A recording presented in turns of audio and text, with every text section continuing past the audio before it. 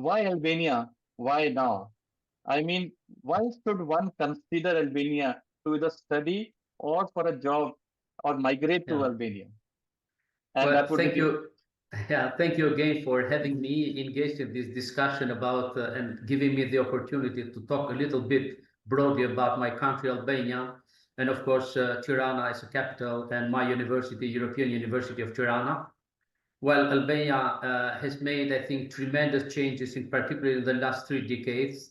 Albania used to be a poor socialist country, years ago, and with the fall of communist regime and the breakdown of communism, Albania struggled, to build a free market economy and thriving democracy.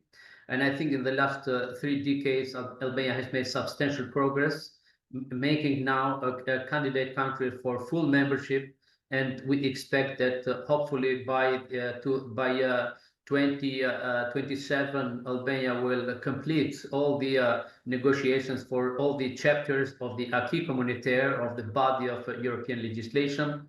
And expectations are that by end of 2030 Albania will be a full member to the European Union.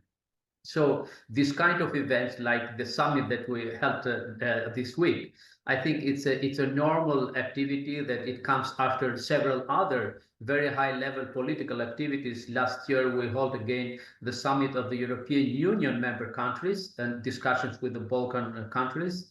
And I think that as part of the Berlin process, which tries to strengthen the relationship between the European Union and the Balkan countries.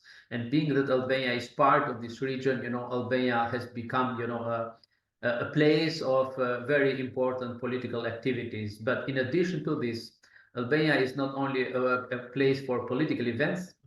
Again, last week we had Giro d'Italia, which is a very global, I think, sports event. So we had a very fantastic, I would say, race of the biking in Tirana, given that the landscape here is quite appropriate for this type of things.